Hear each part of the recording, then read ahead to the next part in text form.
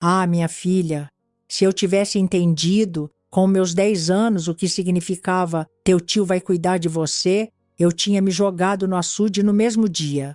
Juro por tudo que é mais sagrado, porque o que veio depois não foi vida.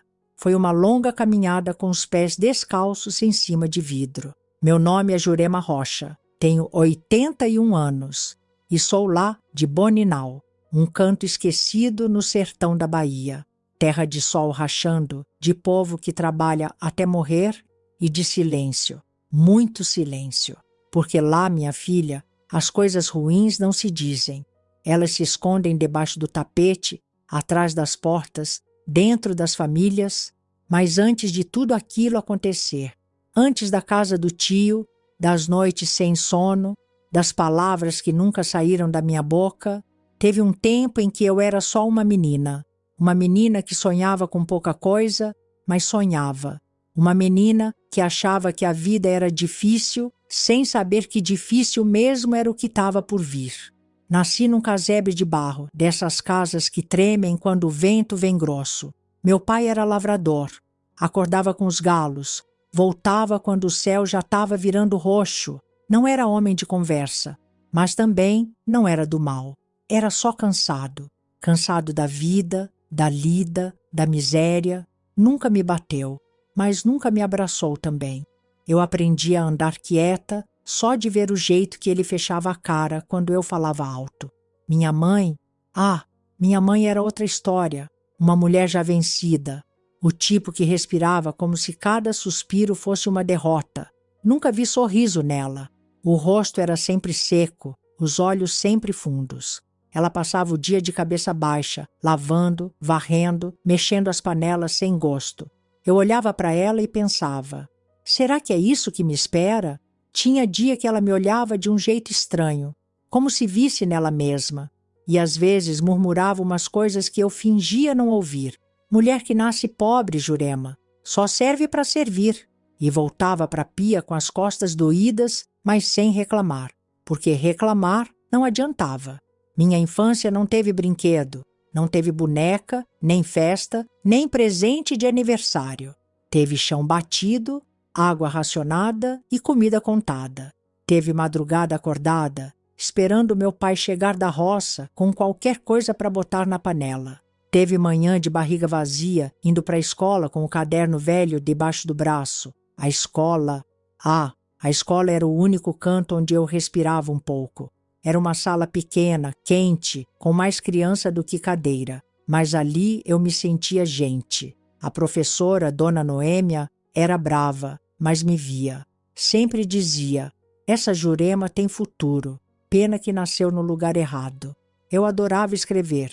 Inventava história na contracapa do caderno porque folha boa era pouca. Imaginava que era uma moça de cidade grande, com sapato fechado, livro de verdade na mão, estudando para ser professora também. Mas tudo isso era sonho de papel, minha filha. Porque o que é menina pobre sonhando alto? Besteira. Sonhar demais só serve para aumentar a queda. Na escola, eu tinha uma amiga só, Jacira, filha da dona da mercearia. Ela sempre me dava um pedaço de bolo, um caderninho velho do irmão. Eu morria de vergonha, mas aceitava, porque a fome não tem orgulho e a carência também não. Jacira me contava do rádio que ela ouvia em casa, dos programas de novela, da blusa nova que a tia tinha trazido da capital. Eu fingia que me interessava, mas por dentro só pensava, será que um dia eu vou saber como é isso? Em casa era diferente. O tempo passava devagar, como se o relógio tivesse preguiça. O silêncio era grosso, a comida era pouca, a vida era só esperar. Esperar o próximo dia, o próximo mês, a próxima chuva. Meu pai falava pouco, e quando falava, era para reclamar da seca, dos preços do feijão, do gado que não resistiu. Minha mãe só ouvia e assentia. Nunca respondia nada, como se o mundo tivesse calado ela de vez. E eu fui aprendendo a me encolher, a respirar baixo, a sair do caminho, a viver como se eu fosse uma sombra, uma coisa que anda e obedece. Porque ser menina em casa pobre é isso, aprender cedo que você não manda em nada, nem no próprio corpo. mas mesmo assim eu tinha uma pontinha de esperança. Uma bobagem que a professora enfiou na minha cabeça, que estudar salvava, que menina esperta podia virar mulher livre. Eu acreditava nisso, me agarrava nessas palavras como quem agarra num galho para não cair no poço. Foi por isso que quando a desgraça chegou, eu nem percebi, porque criança acredita no que quer ouvir. Quando disseram que era para o meu bem, que estava difícil cuidar de mim, que lá na roça do tio eu ia ajudar e aprender, eu acreditei. Com medo, mas acreditei. Olha, se tem uma coisa que ninguém te conta é que o terror tem senso de humor. Totuerri, ele chega disfarçado, entra pela cozinha, senta na sala, toma café e ainda reclama do açúcar fraco. E você ali, feito boba, achando que é só mais um dia ruim. Ela chega disfarçada, entra pela cozinha, senta na sala, toma café e ainda reclama do açúcar fraco. E você ali, feito boba, achando que é só mais um dia ruim. Pois bem, meu pai resolveu morrer numa terça-feira, logo depois do almoço. Nem teve a decência de esperar o fim de semana. Derrubou o prato no chão, fez uma careta esquisita e caiu para o lado como se estivesse cochilando. No começo eu pensei que era mais uma das rabugices dele, porque reclamar era o que ele fazia melhor depois de cavar buraco na terra seca. Minha mãe correu, gritou, bateu no peito e eu fiquei ali parada. Menina de 10 anos não entende o que é a morte quando ela vem de repente. Eu só via a comida esfriando na panela, o sol entrando torto pela porta e aquele corpo esticado no chão como se tivesse desistido do mundo. E no fundo foi isso mesmo. O homem que passava o dia dizendo que ninguém podia parar um sertanejo de verdade morreu antes da sobremesa. Vai vendo. No enterro, todo mundo veio com aquela cara de quem sente muito. Mas sentiu o quê? Ninguém ali tinha trocado mais que 3 palavras com meu pai nos últimos meses.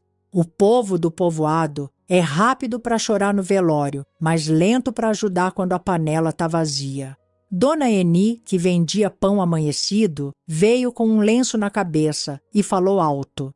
Ele era um homem bom, trabalhador, honesto. Honestamente, era, mas também era seco como mandioca brava. Não deixou herança, não deixou saudade, não deixou nem dívida. Só deixou um buraco na terra e outro no estômago da minha mãe, que agora não sabia nem por onde começar a vida sem ele. E foi aí que a conversa começou. Primeiro chegaram os conselhos. Aqueles bem-intencionados da vizinhança começaram a aparecer mais do que barata em cozinha de kitnet. Um dizia que minha mãe devia vender a casa. Outro que era melhor voltar para a casa dos pais, como se ela tivesse pais vivos, ou casa. E aí veio a ideia maldita. Por que não manda as meninas para a roça do irmão? Ele tem estrutura, ela pode ajudar, aprender, crescer. Crescer. Essa palavra é bonita no papel. Na prática, é só código para se vir aí. E como minha mãe nunca teve opinião própria, acatou. Fez minha trouxinha com uma muda de roupa, 2 pares de meia furada e um pente de dente quebrado. Me olhou como quem entrega um gato na feira e disse: "Vai com Deus, no Jurema. Lá você vai ter tudo que precisa." Claro, tudo que uma menina precisa. Um quarto abafado, 3 marmitas frias e um punhado de ordens por dia. No caminho até a casa do meu tio, eu ainda tinha esperança. Criança é uma coisa besta, né? Eu pensava que ia ser tipo férias, que eu ia correr no mato, brincar com os primos, aprender a cuidar de galinha. Não sabia que galinha seria o menor dos problemas. Cheguei lá e já senti que tinha alguma coisa errada. Não foi olfato, nem visão, foi a pele. Ela arrepia quando a alma entende algo que o cérebro ainda não processou. Meu tio olhou para mim com aquele sorriso de canto de boca, o tipo de sorriso que parece gentil, mas tem veneno atrás dos dentes. E eu ainda sorri de volta. Mal sabia que ali começava o contrato invisível da servidão emocional. Mas não vamos correr com a história, não é? Vamos por partes, como diria o açougueiro. Antes da partida, minha mãe fez um discurso, tão mal ensaiado que parecia piada. Você é forte, minha filha. Vai lá, Aprende com seu tio. Ele tem experiência. É um homem de bem. Homem de bem. Esse é o título mais suspeito que alguém pode carregar. Sempre que alguém diz que fulano é homem de bem, minha pele coça até hoje. No dia da despedida, ela não chorou, nem fingiu. Só fez o sinal da cruz, deu um beijo seco na testa e fechou a porta. Eu olhei para trás achando que ela ia chamar. Nada. O silêncio respondeu por ela. Talvez ela achasse mesmo que estava fazendo certo, ou talvez só queria paz. Uma criança a menos faz menos barulho, né? Eu fui para a roça do tio com um sapato frouxo no pé e um estômago apertado. Tinha passado fome antes, mas nunca tinha passado esse tipo de vazio, o vazio de não pertencer mais a canto nenhum. Porque naquela hora, minha casa já não era minha casa. Minha escola não era mais minha escola. Minha vida agora era outra, uma que eu não tinha escolhido. No caminho, no lombo do caminhão, eu vi o céu ficando cinza. Não sei se era o tempo ou meu olho que estava nublado, mas tudo parecia errado. E era, porque o que me esperava naquela casa não era aprendizado, nem amor, nem proteção. Era cobrança, desprezo e coisas que menina nenhuma deveria conhecer. A primeira coisa que me disseram quando pisei naquela roça foi: tira o chinelo, menina, senão gasta à toa. E foi assim que minha dignidade começou. Descalça, com barro entre os dedos e um boa tarde, que ninguém respondeu. O caminhão que me largou lá fez menos barulho do que a recepção que tive. Ninguém veio me abraçar, ninguém trouxe água, nenhum. Como foi a viagem? A mulher do meu tio, que eu só conhecia de nome, olhou para mim como quem olha para uma encomenda errada. Cruzou os braços e disse: pequeninha demais, mas vamos ver no que dá. Sim, minha filha, como se eu fosse uma muda de planta ruim. E o tal do vamos ver virou um mantra por ali. Vamos ver se presta, vamos ver se aprende, vamos ver se aguenta. E eu, na inocência, só queria vamos ver se tem café. A casa era grande, mas não no sentido bom. Era grande de vazia, de gelada, de escura. Sabe casa que parece ter segredo dentro das paredes? Aquela tinha vários, e eu era o mais novo deles. Dormia num quartinho no fundo, onde cabia só uma cama de madeira dura e um balde. Banheiro era luxo, e eu ainda nem sabia que ia passar meses sem ouvir a palavra chuveiro.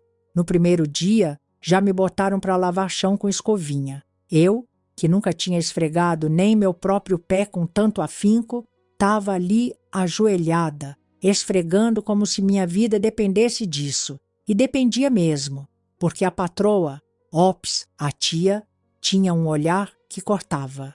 Um olhar que dizia: errou, apanha. Meu tio. Ele era o tipo de homem que falava manso demais para quem tem o coração ruim. Chamava todo mundo de filha, bença, anjinha. Mas bastava a porta fechar para a voz dele mudar. E foi aí que eu comecei a entender o jogo. Com ele, tudo era no pedindo. Jureminha, pega ali um café pro tio.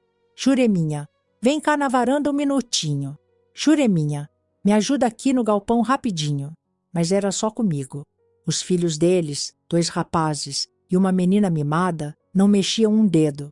Ficavam só olhando, rindo baixo, achando graça de ver a menina nova com cara de trouxa. Fui virando parte do cenário, igual galinha, igual cerca, igual a carroça quebrada. Só notavam quando faltava, e se errasse, o sermão vinha grosso. A gente te acolheu, deu teto, comida, e é assim que retribui? Retribuir?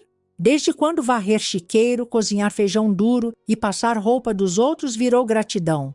Mas eu não falava nada, porque boca aberta apanha, e menina que não é filha é criada. Isso eu aprendi rapidinho. Um erro e o caldo entorna. Um prato mal lavado e a bronca vem quente. Não tem mãe para te ensinar, não? Não, minha senhora. Minha mãe me despachou como quem manda carta sem selo. Com o tempo, fui perdendo a conta dos só um favorzinho, dos coisa rápida, dos ninguém precisa saber. Meu tio gostava de ficar perto demais, de passar a mão no meu cabelo, dizer que eu estava virando mulher. Eu não entendia direito, mas não gostava. O corpo arrepiava, mas eu fingia costume. Porque falar o quê? Pra quem? Minha prima, que era só 1 ano mais velha, me olhava com nojo. Achava que eu estava querendo aparecer. Uma vez me disse bem na cara: "Você acha que é da família, mas aqui você é só visita que ficou tempo demais." Sorri, mas por dentro quis sumir. Tinha dia que eu sonhava que minha mãe vinha me buscar, que arrependida me pegava no colo e dizia: "Vamos embora, filha. Isso foi um erro." Mas mãe minha nunca foi de voltar atrás. Nunca mandou carta, recado, presente, nada. Eu era passado esquecido, parte da economia doméstica resolvida. E foi nessa solidão que eu fui virando gente que não sente. Comecei a me blindar, a obedecer sem pensar, a fazer o que mandavam com a cabeça baixa. Mas por dentro eu gritava. Cada dia um grito mais alto que só eu ouvia. Até que um dia algo aconteceu. Um dia que mudou o jeito que eu enxergava tudo ali. Um dia em que entendi finalmente que meu tio não era só inconveniente, era perigoso. Se chegou até aqui, já deixa seu like. Minha flor, me diz aí, você já se sentiu sendo engolida por um lugar que fingia ser lar? Tem coisa que a gente sente antes de entender. O corpo avisa, o estômago embrulha, a nuca arrepia. Mas como explicar isso com 10 anos e uma trouxa de roupa no colo? Eu nunca fui menina de frescura.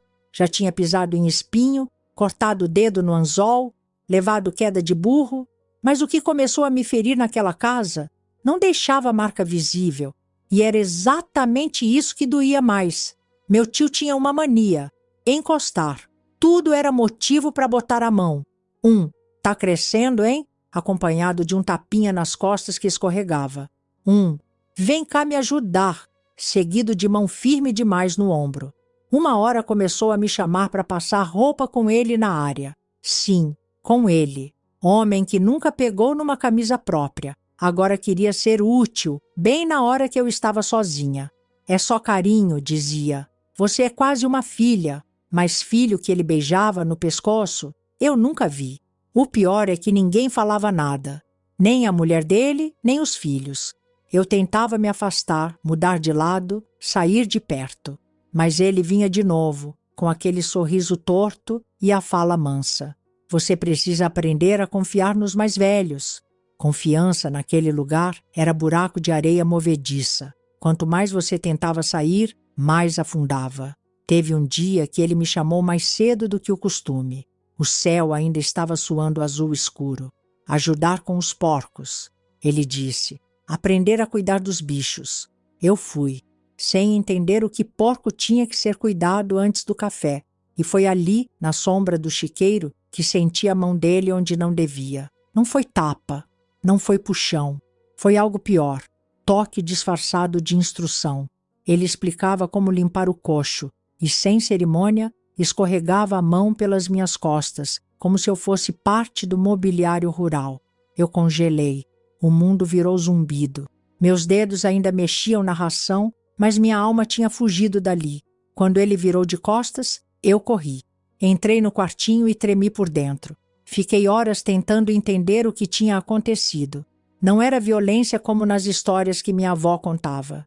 Era pior, era sutil, quase educado, mas deixou um gosto ruim na garganta que durou dias. Achei que, se contasse, alguém ia fazer algo. Então fui falar com a tia, uma mulher de poucas palavras, e menos ainda quando o assunto incomodava. Esperei ela estar sozinha, lavando a louça.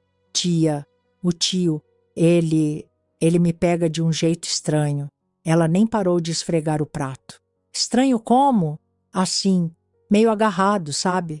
Ela soltou um suspiro, como quem ouve criança falando besteira. Deve ser impressão sua. Seu tio é homem bom. Não faria mal, nem a uma formiga.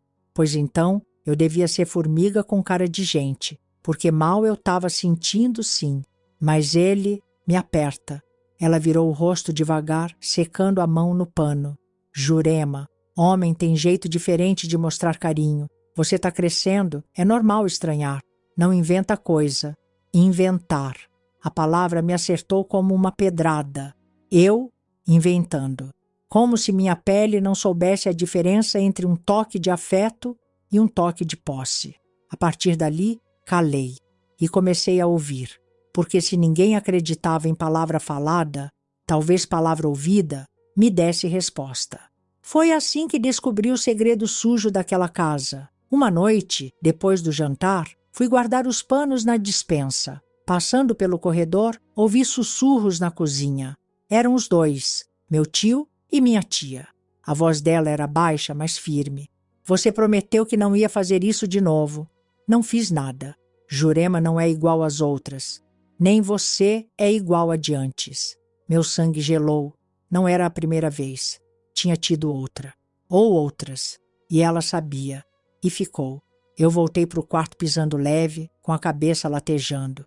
Tinha mais menina naquela história. E a minha tia era parte disso tudo. Não conivente, não cúmplice. Pior. Era cúmplice que sabia e limpava da mesa igual. Comecei a ver tudo com olhos novos. O carinho dele era tentativa de posse. O silêncio dela era pacto. A casa virou cela. E eu era o bicho novo no curral. Não consegui dormir. Não conseguia comer. Passava o dia com o corpo inteiro em alerta, como se cada canto da casa tivesse um espinho escondido. Comecei a evitar ficar sozinha. Inventava tarefas fora da cozinha, me enfiava na horta. Qualquer coisa para estar longe dele. Mas sabe o que é pior? Ele percebeu. E não gostou. E é aí que começa a pior parte. Porque quando um homem como ele sente que está perdendo o controle, ele aperta o laço. E quando ele apertou, eu senti que não ia sair viva se não fizesse algo. Acontece uma coisa engraçada quando você para de aceitar o papel que te deram. O diretor do teatro enlouquece. E no meu caso, o diretor usava chapéu de palha, calça larga e fingia que era família. Depois daquela conversa que ouvi atrás da porta, alguma coisa dentro de mim virou ferro. Não era coragem, ainda não. Era um tipo de resistência muda. Passei a me esquivar, andar rápido pelos cômodos, evitar ficar sozinha. Toda vez que ele abria a boca para chamar meu nome, eu arrumava uma desculpa. Jurema, vem aqui me ajudar com as ferramentas. Tô lavando roupa. Jurema, entra aqui um minutinho. Preciso que me ajude a olhar um negócio no celeiro. Minha barriga tá ruim, tio. Posso ir depois? Mentira. Era só pavor mesmo. Mas, como a gente aprende a mentir quando a verdade ninguém escuta. E ele começou a notar. Homem como ele não aceita ser evitado. É tipo bicho no cio. Quando não tem o que quer, fica perigoso. Começou a me olhar diferente, sem o sorriso falso de antes. Agora era com aquele olho de bicho que sente cheiro de ameaça. Me estudava, me media. Como quem avalia se a galinha ainda bota ovo ou se já está na hora da faca. E eu fingia. Fingia que não via, que não ouvia, que não tremia. Uma noite, ele chegou do galpão com a camisa aberta no peito e um olhar que eu conhecia bem. A casa estava quieta. A mulher dele e os filhos já tinham ido dormir. Ele ficou na porta do meu quartinho, encostado, braços cruzados. Você anda muito arredia, hein, menina? Não respondi. Tá achando que tá em hotel? Continuei dobrando as roupas no canto. Mãos tremendo por dentro, rosto firme por fora. Se eu mostrasse medo, ele vencia. Você veio para cá para aprender, mas parece que precisa de umas lições mais firmes. Naquele momento, minha vontade era correr. Mas correr para onde? A casa era dele, o mundo era dele. E eu era só a visita que esqueceu de ir embora. Ele deu 2 passos para dentro. E foi aí que eu fiz o que nunca tinha feito. Olhei nos olhos dele, de cima para baixo, igual minha mãe fazia quando eu quebrava um prato sem querer. Olhei e disse, com a voz mais firme que consegui puxar do fundo do meu medo. Meu pai pode ter morrido, mas eu ainda lembro do que é respeito. Ele riu. Um riso curto, seco, venenoso. Respeito é coisa que se ganha, Jureminha. E virou as costas. Mas naquele riso tinha veneno. E eu sabia. Vinha coisa ruim pela frente. No dia seguinte, acordei com a casa em alvoroço. A patroa, aquela mulher que fingia que não via nada, estava batendo panelas como se o fogão tivesse culpa. A partir de hoje, quem cozinha é só a Jurema, ela disse. Vamos ver se aprende alguma utilidade. Começou ali uma espécie de guerra silenciosa. Tarefas dobradas, comida contada, água racionada no meu balde. A cada tentativa de esconder minha existência, eles apertavam o cerco. E eu ia engolindo, porque se cuspisse, me sufocava. Mas eu resistia. Com cada prato lavado, com cada chão varrido, com cada toalha estendida no sol, eu segurava firme na ideia de que eu não era deles. Eu não era coisa, não era criada, não era brinquedo, era menina. E menina também sente, também pensa, também foge. O erro aconteceu num domingo, um maldito domingo. Eu estava no quintal, estendendo roupas, quando o filho mais novo deles, aquele moleque que só sabia correr atrás de frango, jogou bola bem no meu rosto. Por reflexo, gritei: "Seu idiota!" Foi automático, a bola caiu. O menino ficou parado. E do nada, o tapa veio. Não do menino, do meu tio. A mão dele bateu com tanta força que minha bochecha ardeu até o fim do dia. "Não grita com meu filho, sua ingrata!" ele gritou. A mulher dele apareceu, mas não para me defender. "Você provocou", ela disse. Ali, no meio do quintal, com a cara doendo e o orgulho esmagado, eu entendi. Minha resistência não passava despercebida. E agora, eles iam me quebrar. Naquela noite, ele bateu na porta do meu quarto. 3 toques secos. "Jurema, me desculpa pelo tapa. Vem aqui conversar comigo. Só 1 minuto." Tranquei a porta. Empurrei a cômoda e fiquei sentada no chão até o sol nascer. Chorar? Nem chorei. O medo já tinha comido as lágrimas. Na manhã seguinte, fui chamada para ajudar no galpão. Disse que estava doente, que tinha febre, que tinha dor de cabeça, que tinha qualquer coisa que me deixasse longe dele. E foi aí que a mulher dele falou com frieza: "Se não for, não almoça." Negociar comida por obediência. Aquilo foi a deixa final. Eu precisava sair dali. Mas como? Naquela semana, meu corpo estava leve, mas não era paz. Era desespero em silêncio. Como quem anda na beira de barranco e sabe que, se escorregar, ninguém vai correr para ajudar. O tapa que levei dias antes tinha deixado um recado claro.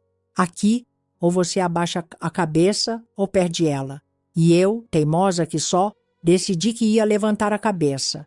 Mas não lá dentro, longe, bem longe. Só que fugir não é só amarrar as trouxas e sair pulando cerca. Menina de 10 anos não tem mapa, nem sapato bom, nem santo forte o bastante. O que eu tinha era fome de liberdade e uma coragem tão fina que cortava. Passei 3 dias observando a casa, os horários, os sons, as falhas na rotina. Descobri que toda noite, depois das 9, a mulher dele apagava as luzes da cozinha e ficava no quarto vendo novela num radinho. O portão do galinheiro ficava meio encostado. A carroça do fundo não tinha mais uso. E o mais importante, a chave da porteira da frente vivia pendurada atrás da porta da despensa. Foi ali que plantei meu plano. Na noite da fuga, o céu estava daquele jeito que parece que vai chover, mas só ameaça. Igual promessa de político. Eu fingia dormir desde cedo. Deitei de roupa, cabelo preso, chinelo já no jeito. Quando o relógio do rádio marcou 9h43, me levantei com o coração fazendo tamborim no peito. Peguei o único pão seco escondido na sacola debaixo da cama, enrolei num lenço e segurei a chave como se fosse bilhete premiado. Abri a porta devagar. Cada rangido parecia grito. O corredor escuro tinha cheiro de coisa velha e medo. Passei pela cozinha, abri a porta da despensa e lá estava ela, a chave brilhando no prego. Meu passaporte. Peguei. Respirei fundo. 3 passos até o quintal, 4 até a carroça, 22 até o portão. Contava como quem reza. E rezei também. Mas a fé, essa desgraçada, falhou. Antes de alcançar a porteira, ouvi o som que me congelou inteira. Jurema? Não era ele, era o moleque, o mais novo. Aquele mesmo da bola no rosto. Fiquei imóvel. Fiz de conta que era sombra. Ele se aproximou. "O que você está fazendo aqui fora?" Inventei a primeira mentira que me veio. "Esqueci o varal aberto." Ele olhou para os lados. À noite? Queria ver a lua. Grande argumento. Você vai fugir, né? Minha cara deve ter falado antes da boca. Ele cruzou os braços. Se eu contar para o meu pai, você apanha. Se você contar, eu digo que foi você que me chamou. Não funcionou. Ele deu meia volta e correu. Voltei para o quarto voando. Guardei a chave no cós da calcinha, me enfiei embaixo da coberta e esperei. O coração parecia martelo de ferreiro. Não demorou muito. O barulho da porta abrindo, passos pesados, luz acesa no corredor. Levanta, meu tio. Cara vermelha, olhos arregalados. Eu tremia, mas não de medo, de raiva de mim mesma, de ter deixado o plano escorrer como sabão velho. Você queria fugir? Vai fugir do mundo, sua ingrata. Me pegou pelo braço, me arrastou até o quintal. Não gritei, já não adiantava. As galinhas se assustaram, o cachorro latiu e ele me jogou no chiqueiro. Literalmente. Quer ir embora? Dorme com os porcos. E trancou. No começo eu tentei sair. Empurrei, bati, chamei, depois sentei, depois chorei, mas só por dentro, porque não ia dar esse gosto a ele. Passei a madrugada ali, com a pele coçando de sujeira e a alma de nojo. O cheiro do lugar ficou dentro de mim por dias, mas o cheiro não era o pior. O pior era saber que agora ele sabia e ia apertar o cerco.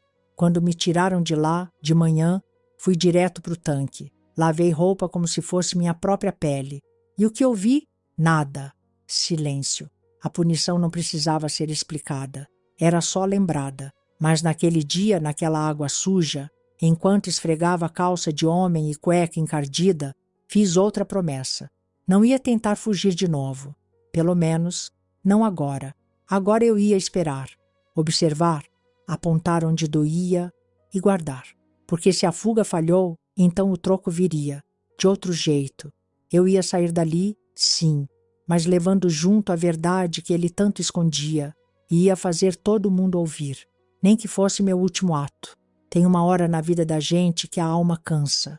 Cansa de tentar, cansa de pedir socorro em silêncio, cansa de apanhar por coisas que nem fez. A minha cansou depois da primeira tentativa de fuga. Eu, besta, ainda achava que dava para escapar andando. Não sabia que a única porta de saída daquela casa era para dentro da minha cabeça. O castigo não foi só o chiqueiro. Aquilo foi só a introdução, uma espécie de aviso. A real punição veio depois. Veio com calma, com jeitinho, o tipo de vingança que só quem tem certeza da impunidade sabe aplicar. Primeiro tiraram meu nome. Eu não era mais Jurema. Virei ela, aquela, essa aí. Ninguém me chamava diretamente. Era como se eu fosse vento. Se passasse, ninguém nota. Depois vieram as ordens dobradas. Panela para lavar? Todas. Roupa para esfregar? Até a cueca do mês passado. Banho? Só se sobrasse água. E comida? A que fosse esquecida no fundo da panela. Porque quem desobedece não tem direito de escolher. E eu engolia tudo calada. O feijão duro, a saliva grossa, a vontade de sumir.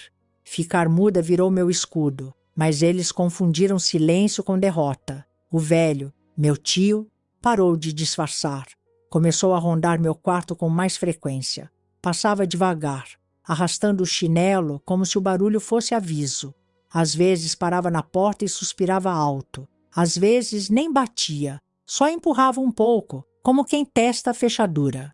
Eu colocava a cerca cômoda toda noite, não por segurança, mas para demorar mais caso ele decidisse entrar.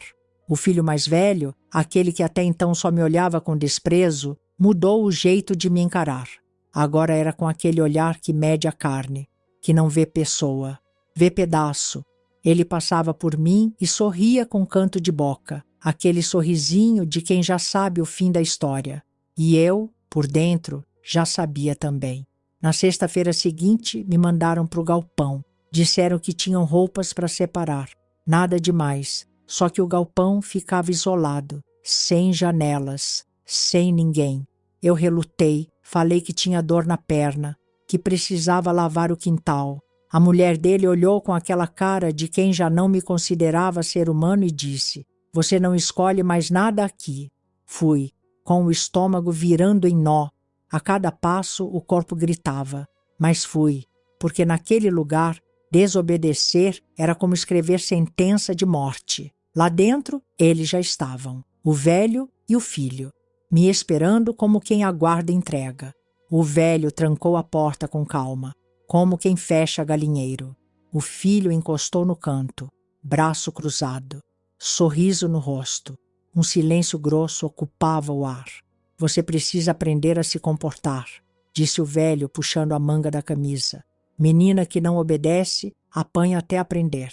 E quando aprende, serve melhor. Comecei a tremer. Falei que ia contar, que alguém ia saber. Eles riram. Quem vai acreditar em você? O mais velho cuspiu. Você não é nada aqui. Tentei correr.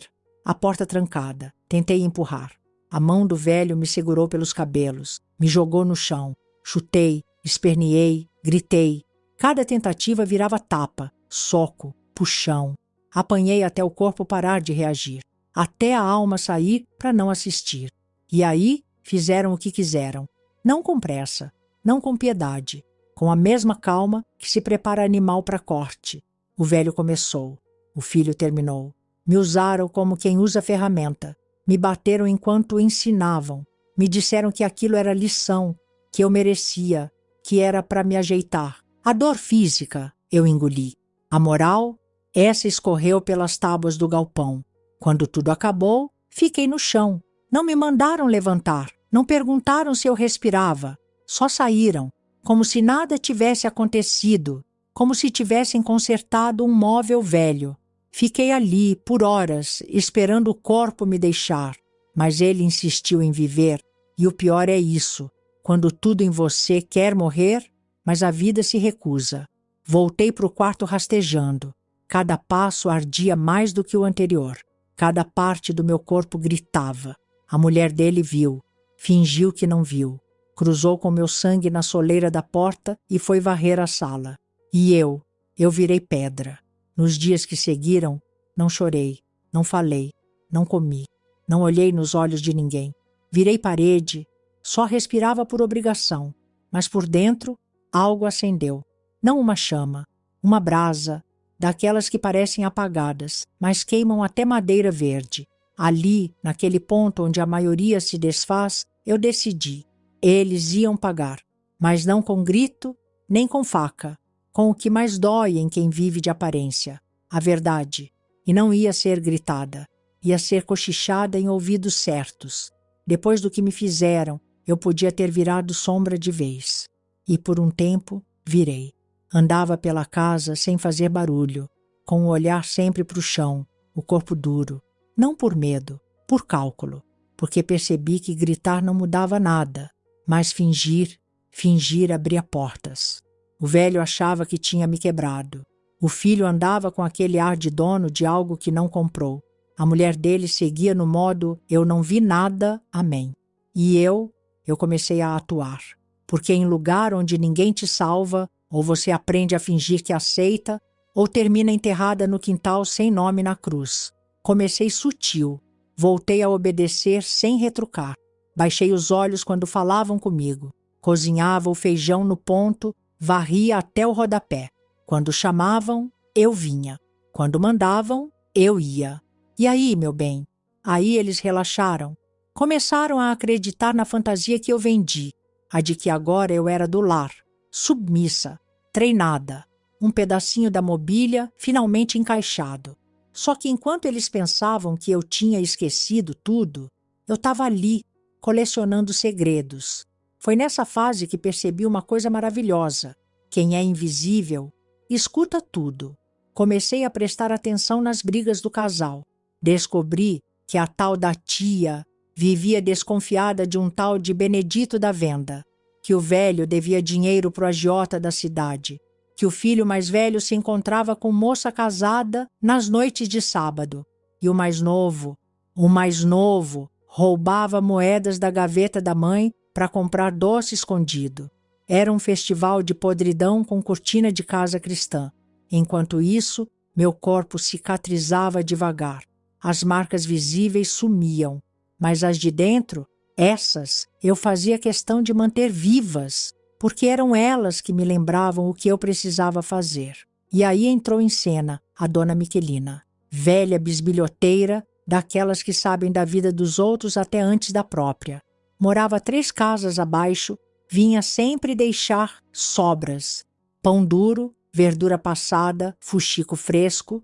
Quando apareceu depois do meu sumiço de dias, me olhou como quem cheira algo azedo. Sumida, hein, menina? Que aconteceu? Fiz cara de sonsa. Tava gripada, vó. Ela não acreditou, mas não forçou. Só me olhou com aquele olho de quem já viu coisa demais e falou: gente calada guarda tempestade. Só espero que a sua não derrube a casa dos outros. Gostei dela. Comecei a puxar conversa. Coisa pouca. Do tempo, da feira, dos preços da farinha. Ela contava tudo. Desde as traições do padroeiro do bairro até a história da nora do padeiro que fugiu com o caminhoneiro. E no meio dessas histórias eu ia soltando pedaços meus, disfarçados, como quem comenta novela, mas fala da própria vida. Tem gente que trata a menina que nem bicho, né, dona Miquelina? Faz o que quer, depois diz que é pro bem. Ela arregalava o olho. Você tá dizendo o quê, menina? Eu. Nada, vó. Só falei da novela. E assim fui plantando a dúvida nela. Sem nome, sem lugar, sem datas. Só fatos com cheiro de verdade. Dentro da casa voltei a frequentar a cozinha com a mulher dele. E aí, uma vez ou outra, eu comentava sobre coisas que sabia que ela escondia do marido. Hoje o Benedito passou aqui, né, tia? Ele perguntou se a senhora gostou da conserva que mandou. Ela travava. Como você sabe disso? Sorteiou-e. E pronto. A bomba era plantada. Com o filho mais novo, deixei escapar que sabia dos doces comprados com dinheiro da gaveta. Com o filho mais velho, fiz questão de fingir que sonhava em ser igual à moça que ele andava namorando escondido. E com o velho, com ele eu era a Jurema dócil, mas olhava sempre nos olhos. E nos olhos dele eu via o medo de que eu falasse. Ele sorria, mas o canto da boca tremia. Aos poucos, sem ninguém notar, comecei a virar o terror mudo daquela casa. Mas fingia que não, que era só uma menina boba que já nem lembrava de nada, que tinha aceitado a vida como era, que estava feliz por ter cama, comida e ordem. Eles compraram essa versão com o gosto de quem acha que venceu, e foi aí que tive certeza. Eu ia derrubar cada um sem erguer um dedo.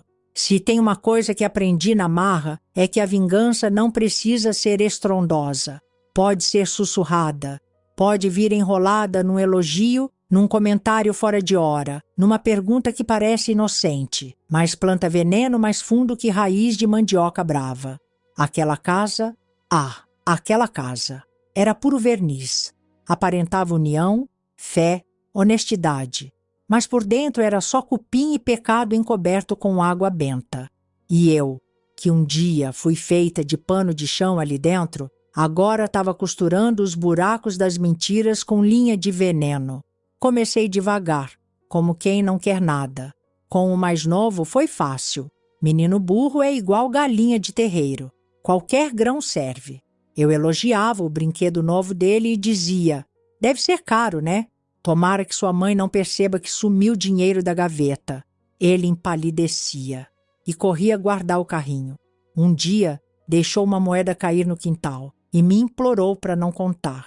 Prometi silêncio, mas deixei a informação cair sem querer, na cozinha, num cochicho para a mulher do meu tio. A senhora viu que está faltando trocado lá na gaveta da estante? Será que é rato? Ela regalou o olho, foi conferir. Achou mesmo que era rato. Rato com dente de leite. Com o mais velho, a estratégia foi diferente.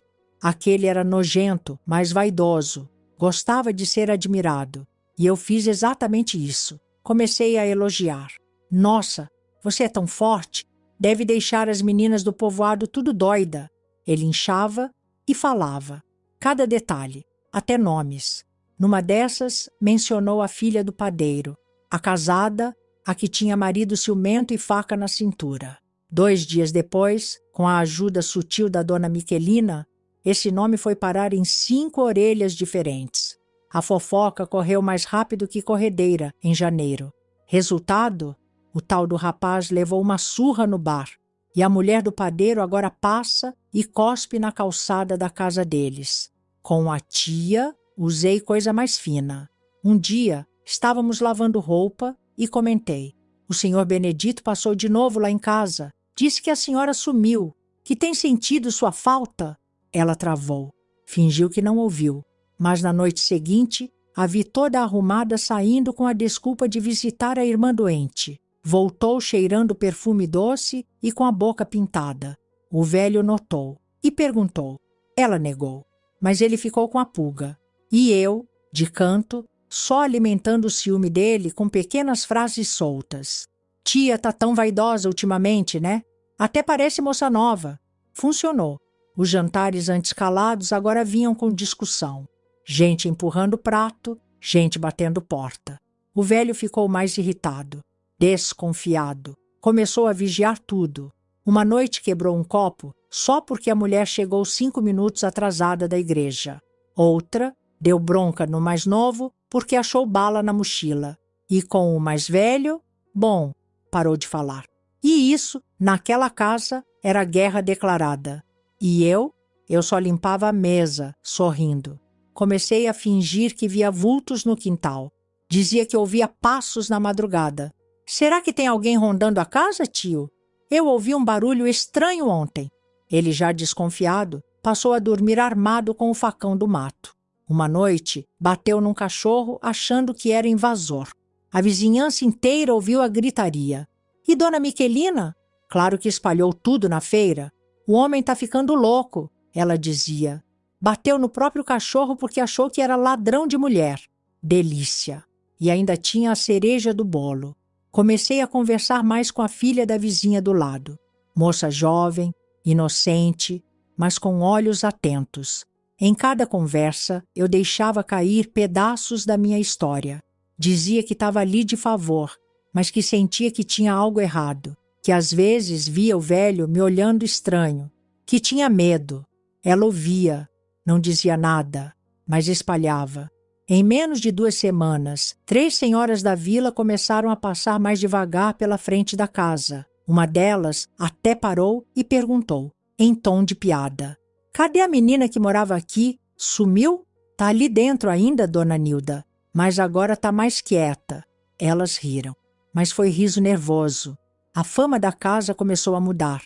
Antes era lugar de gente direita. Agora era casa esquisita. O velho percebeu e surtou. Começou a querer controlar até meu fôlego. Por que você está falando com essa vizinha? Por que está tanto tempo no quintal? Por que anda tão sorridente?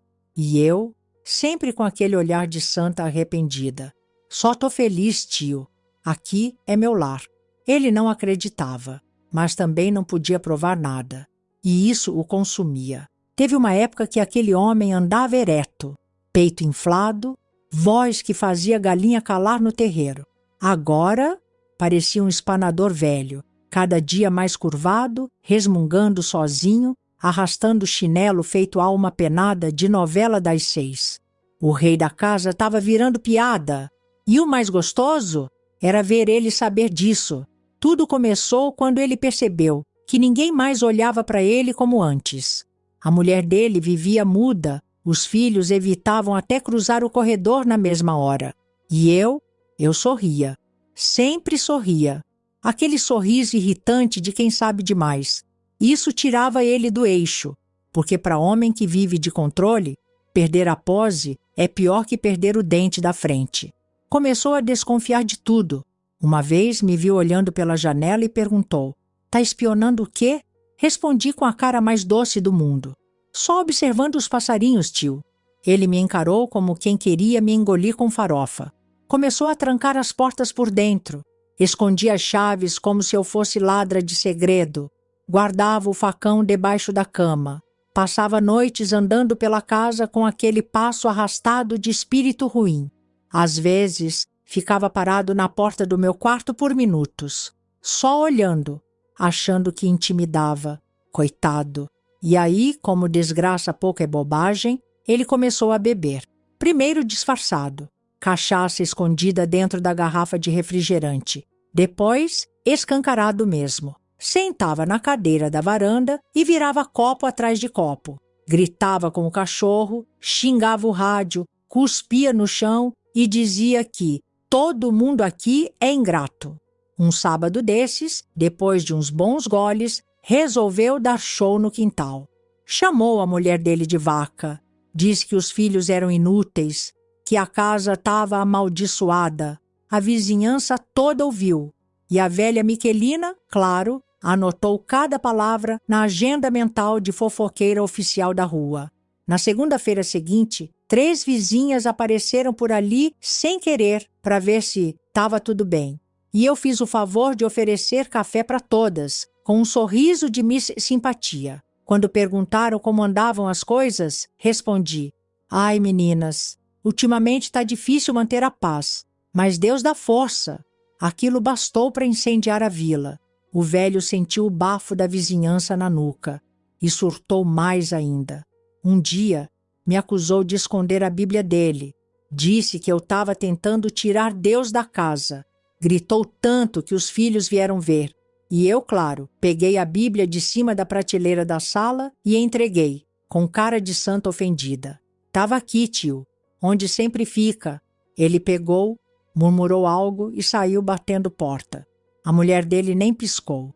Já estava acostumada com os chiliques do novo monstro que ela chamava de marido, mas a cereja do bolo foi numa noite chuvosa, dessas que o telhado pinga no travesseiro. Ele tinha bebido mais do que o costume. Começou a gritar dentro de casa, xingar o mundo, a vida, a própria existência. Disse que era perseguido, que tinha alguém tentando destruir ele. Apontou para mim. É essa menina, essa peste, está acabando comigo. E sabe o que eu fiz? Chorei, pela primeira vez em muito tempo. Não por dor, nem por tristeza, mas porque o momento pedia, fiz cena. Chorei baixinho, tremendo o ombro, cobrindo o rosto. A mulher dele veio perguntar o que ele tinha feito. Disse que ele estava ficando doido, que não era mais o homem que ela conheceu. E ele surtou mais ainda. Você está do lado dela agora? Vai defender essa órfã atrevida? Na manhã seguinte, ele acordou com um portão rabiscado. Alguém escreveu com carvão: quem planta dor, colhe solidão. Ninguém soube quem foi, mas eu soube. Vi Dona Miquelina cochichando com a filha da vizinha. Vi olhares de canto. Vi cochichos no mercado. A história estava crescendo. E eu nem precisava falar. A casa estava ruindo sozinha. Engraçado como os monstros tentam se agarrar no próprio nome quando o chão some. O velho, aquele que se achava rei da casa, começou a perder tudo sem que eu encostasse um dedo. E o mais lindo, ele sabia, sentia no osso que era eu, mas não podia provar, e isso comia ele por dentro. Depois da briga com a mulher e os filhos, aquela casa virou campo minado. Ninguém falava com ninguém, só ele, berrando ordens para o vento, reclamando de tudo, do feijão, do silêncio, da porta que rangia, até do tempo. A loucura se instalou na cabeça dele, com a pressa de quem já estava de mudança. O homem que se gabava de manter tudo no eixo, agora tropeçava nas próprias mentiras. Dormia pouco, vivia armado com um pedaço de pau. Desconfiava até da sombra. Uma noite, me acordou aos gritos. Você mexeu nas minhas coisas, sua desgraçada. Eu, meio dormindo ainda, olhei com aquele olhar de peixe morto que ele tanto odiava. Estava sonhando, tio. Vai deitar. Ele levantou a mão, mas não teve coragem. Só bateu a porta. Fiquei ali deitada, ouvindo ele xingar a parede, o governo e o destino. Nos dias seguintes, o velho afundou no álcool como quem quer se afogar. Bebia cedo, de tarde e à noite. Sentava no banco da frente da casa e contava a história da vida dele para quem passasse. Criei essa menina como filha, e olha o que ganho, ingratidão. Ninguém acreditava mais. As vizinhas cruzavam a rua quando viam ele no portão. As crianças riam. Olha o velho doido. E ele espumava. Uma manhã, ele surtou de vez. A mulher chegou da venda com a sacola de arroz e ele agarrou o braço dela com força. Você estava com quem, sua biscate? ela gritou. O filho mais velho correu, tirou ele de cima, e ele caiu, no chão, e ficou lá, sentado, respirando feito porco cansado, olhando para ninguém. Um monte de gente já se aglomerava no portão, e foi ali que a bomba explodiu. A vizinha da frente, aquela que sempre fingia não ver nada, gritou: "Chega, seu Arlindo! A rua toda sabe que o senhor é um doente. E essa menina aí? Essa menina sofreu demais nessa casa." Silêncio. Grito de verdade sempre calos de mentira. O velho levantou devagar, me encarou e apontou o dedo. "Foi você. Você fez isso. Você envenenou tudo." Dei 2 passos para frente. "Não fui eu que envenenei, tio. Só parei de fingir que o veneno era suco." As vizinhas se entreolharam. "Quer que eu conte o que acontecia naquele galpão? Ou o que a senhora fazia enquanto fingia que estava lavando roupa?" A mulher dele baixou os olhos. "Ou conto do que me fez comer no chão, dormir com bicho, rezar para morrer antes de ser chamada de novo?" O povo se aproximou. Os filhos se afastaram. Foi quando ele surtou. Pegou uma cadeira, jogou contra a parede, quebrou o copo. Avançou em mim, mas não chegou perto. 2 vizinhos seguraram ele. O filho mais velho mandou buscar a polícia. E eu sentei no batente da porta, peguei um pão velho e fui comendo, vendo o circo pegar fogo. Quando a viatura chegou, ele ainda gritava, suado, descabelado, com os olhos vermelhos e o rosto inchado de vergonha. "Ela está mentindo. Essa peste está inventando." O policial calmo perguntou: "Quer prestar queixa ou só fazer escândalo?" "Levem essa vagabunda daqui." O policial olhou para mim. "Você tem parente, menina?" "Tenho nada. Só a verdade." "Serve?" Ele me levou para a delegacia. Chegando lá, me deram água, cadeira e um gravador. Pediram para contar. E eu contei, mas não como vítima, como testemunha do próprio inferno. Falei dos castigos, das noites no chiqueiro, das palavras que machucavam mais que tapa. Não precisei citar tudo. As entrelinhas diziam o resto. A assistente social chorou. O delegado, de braço cruzado, só disse: "Vamos tirar você de lá hoje mesmo." E tiraram. Me levaram para uma casa de acolhimento, simples, mas limpa, onde ninguém gritava comigo por olhar para o chão. O velho ficou? Ficou. Solto porque o mundo adora castigar quem fala, mas demora para punir quem faz. Mas a rua, essa não perdoou. A mulher dele fez as malas. Os filhos sumiram. Ele ficou com as galinhas e o eco dos próprios gritos. E eu fiquei com a verdade. Acham que sair do inferno é fim de novela. Que depois da denúncia, da sirene e do chororô no portão, a gente entra num ônibus, desce no paraíso e reencontra a fé em abraços coletivos. Pois bem, me colocaram numa casa de acolhimento. Não era um buraco, mas também não era abrigo de filme americano com um quarto colorido e psicóloga sorridente perguntando se eu queria desenhar meu trauma. Era um casarão caindo aos pedaços, cheio de meninas que, como eu, já tinham sido jogadas da vida com a cara no concreto. Cada uma com sua cicatriz, mas todas com o mesmo olhar. Aquele que grita: "Não encosta em mim", sem emitir som. Me colocaram num quarto com 3 camas. Uma menina roncava alto, a outra falava dormindo. Eu fiquei ali, sentada na beirada, com a alma ainda no portão da casa do velho. A funcionária que me recebeu era simpática, mas cansada. Disse: "Aqui você vai poder recomeçar." Eu quase ri. Recomeçar? Eu nem sabia como era o começo. Nunca tive um. No primeiro café da manhã, descobri que pão com margarina pode parecer banquete depois de anos comendo o resto do resto. Mas também percebi que naquela casa, confiança era moeda rara. Ninguém olhava no olho, as conversas eram curtas. O riso, fingido. A dor, essa escorria pelas frestas, disfarçada de raiva ou silêncio. Tinha uma menina chamada Aline, pequenininha, parecia ter uns 12, mas o olhar, de quem já viu mais homem pelado do que enfermeira de hospital. A outra era a Gabi, brava, calada. Quando falava, era para xingar.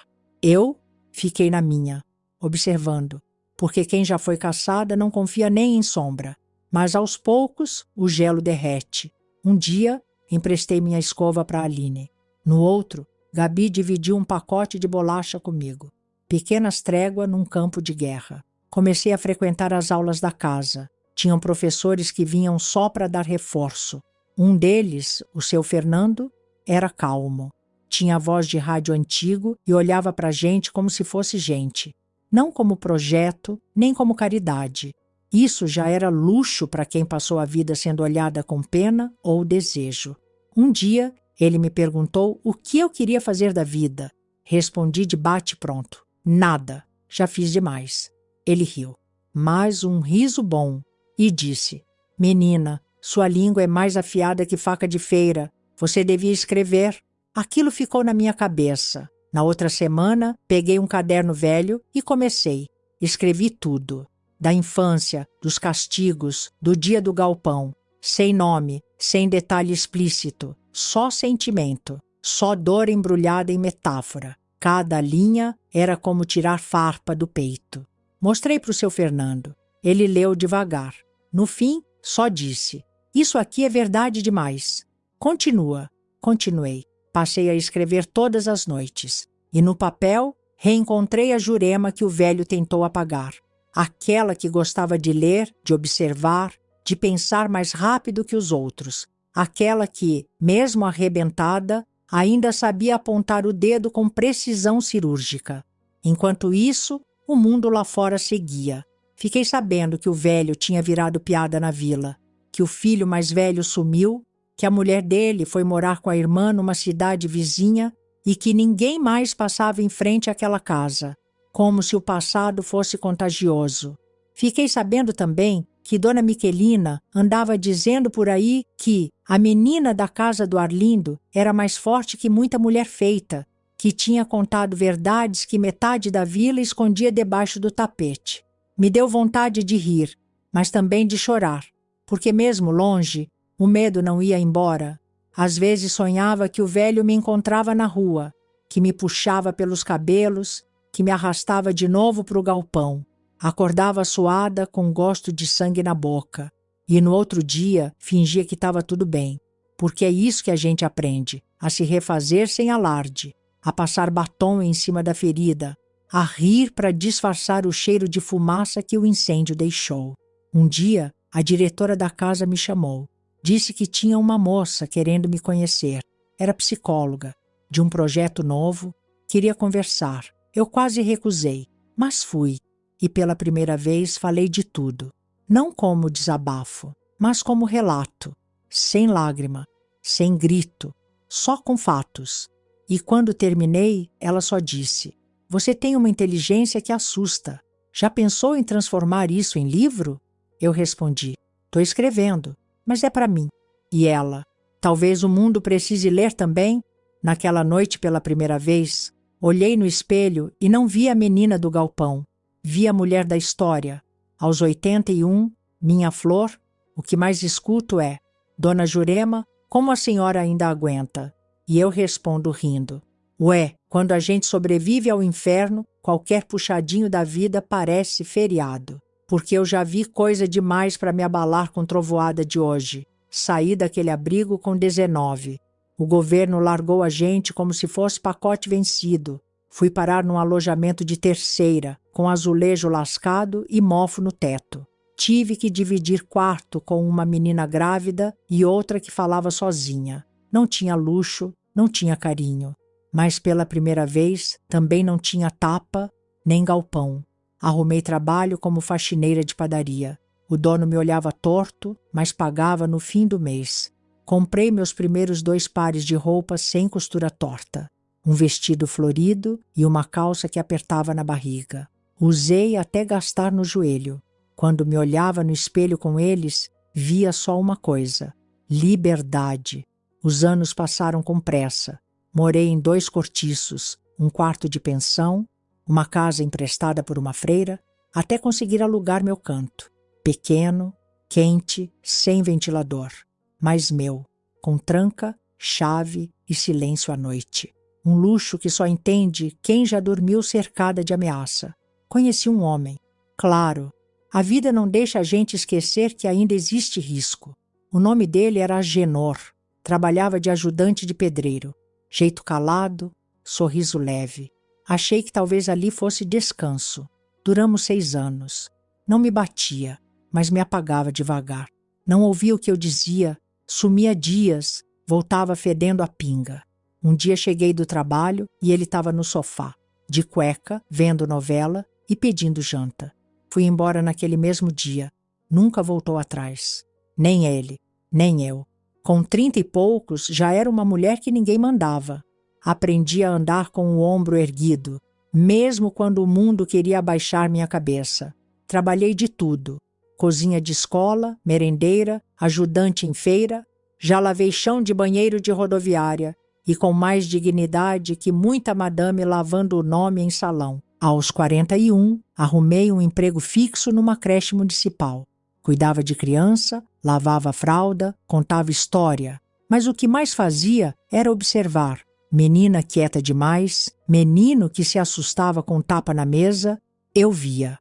E sem alarde, sem grito, sem polícia. Só com presença. Às vezes bastava um olhar firme, "Tá tudo bem em casa?"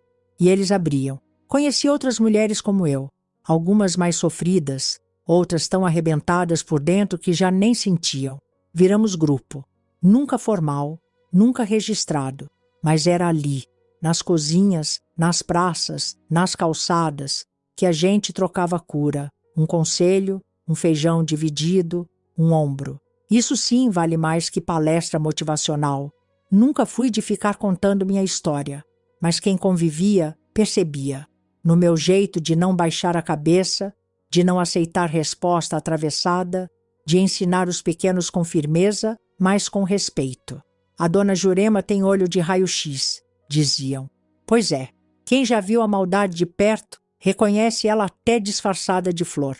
Adotar uma criança nunca foi plano, mas aconteceu.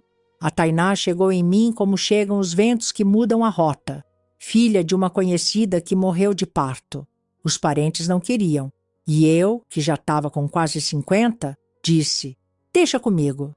Criei do meu jeito, firme. Com amor, sim, mas sem mimo. Ensinei que o mundo não dá colher para quem espera. E ela aprendeu. Virou mulher direita. Trabalha, sustenta os 2 filhos, me liga todo domingo. Aos 60, vi o tempo correr mais rápido. Comecei a perder gente. A Berenice, minha melhor amiga, morreu dormindo. A dona Eulina, que vendia verdura e ouvia minhas histórias, se foi com infarto. E cada perda me fez mais viva, porque aprendi a dizer as coisas antes que seja tarde. Nunca voltei naquela casa, mas soube de tudo. O velho morreu como viveu, sozinho, duro, falando palavrão com o vento.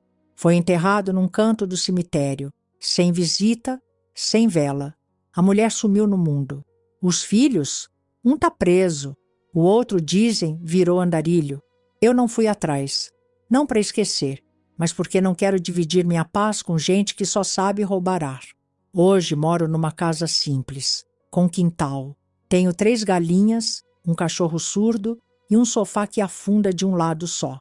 Faço café todo dia, sento na rede e dou risada quando lembro que tentaram me calar. Tem gente que acha que vencer é aparecer no jornal. Eu acho que vencer é estar viva, lúcida, com os dentes quase todos e sem dever desculpa para ninguém. Outro dia, uma vizinha me disse, Dona Jurema, a senhora é muito forte. Respondi, sou nada. Só sobrevivi e não fiquei burra. Meus netos vêm me visitar, correm no quintal, fazem bagunça. Um dia perguntaram, vó, por que a senhora não mora com a gente? E eu disse, porque já passei a vida inteira morando em lugar errado. Agora, quem escolhe onde pisa sou eu. Se você ouviu minha história até aqui, obrigada. Mas não se engane, isso aqui não é lição, nem consolo. É só vida real, daquelas que não viram filme, mas marcam quem escuta. E se alguém aí está passando por alguma coisa parecida, não desista. Não porque a luz vai aparecer no fim, mas porque às vezes ser teimosa é a única arma que a gente tem. E comigo foi ela que salvou tudo. E se você gostou desse relato, Não se esqueça de se inscrever no canal, deixar o seu like e de me dizer de onde é que você está me ouvindo.